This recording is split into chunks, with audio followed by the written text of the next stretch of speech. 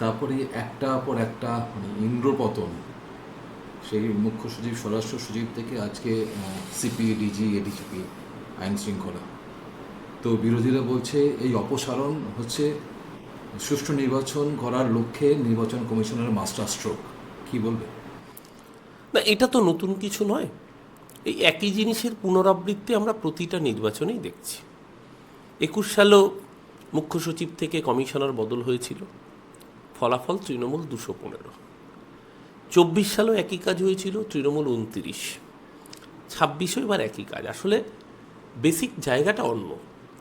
সেটা হচ্ছে মালিক বলে দিয়েছে কর্মচারীকে, ভৃত্যকে তার মালিকের আদেশ পালন করতে হবে।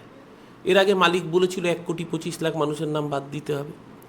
58 লাখের নাম প্রথমে বাদ গেল, পরে 5,63,000, আর আন্ডার অ্যাডজুডিকেশনে আরও 60,24,000, মানে প্রায় 1,25,00,000ই মানুষকে কার্যত ভোগান্তির মুখে ফেলা হলো। তারপরে মালিক বলল 2 দফায় ভোট করতে হবে, চাকর 2 দফায় ভোট ঘোষণা করে দিল। এবার মালিক বলেছে বদলাতে হবে। বদলাতে গিয়ে যেটা করলেন, দেখুন, এটা বদলটা আইনিভাবে তারা করতেই পারেন, কারণ এমসিসি চালু হয়ে গেছে। এখন আইন শৃঙ্খলা, ল অ্যান্ড অর্ডার, যাবতীয় কিছু রাজ্য প্রশাসন ওনার নিয়ন্ত্রণাধীন। নন্দিনী চক্রবর্তী, মুখ্য সচিব, স্বাধীন ভারতে পশ্চিমবঙ্গের ইতিহাসে একমাত্র মহিলা যিনি এই শীর্ষ পদে পৌঁছেছেন। মুখ্য সচিব is the head of the administration, মানে অ্যাডমিনিস্ট্রেটিভ লেভেলে আর কি। আমি নিশ্চয়ই সরকারের লেভেলে বলছি না, মানে সরকার ইন দ্য সেন্স অফ লেজিসলেচারের দিক থেকে বলছি না। তাকে বদল করে কোথাও একটা এই অসহিষ্ণুতার বার্তাও দিলেন যে আসলে তারা কতটা মহিলা বিদ্বেষী।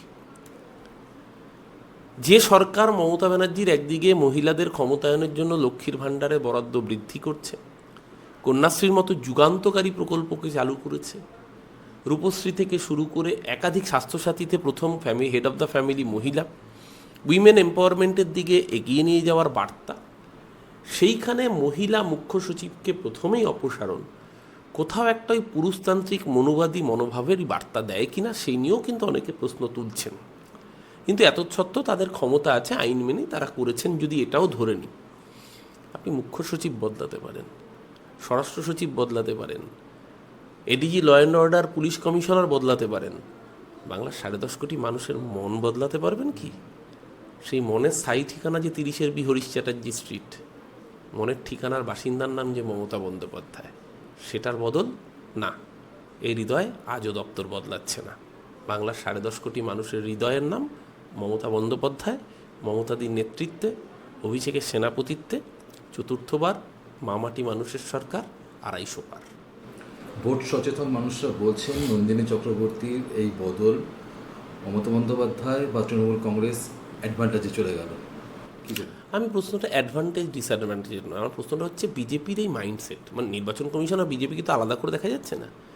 যেই মাইন্ডসেট তোমার, দেখো একটা জিনিস, রাজ্যের একজন মন্ত্রী ভুলে যাও, সরি, তিনি একজন মহিলা, ডক্টর শশী পাজা, তাকে বাড়িতে ঢুকে আক্রমণ করা স্পর্ধা দেখায়।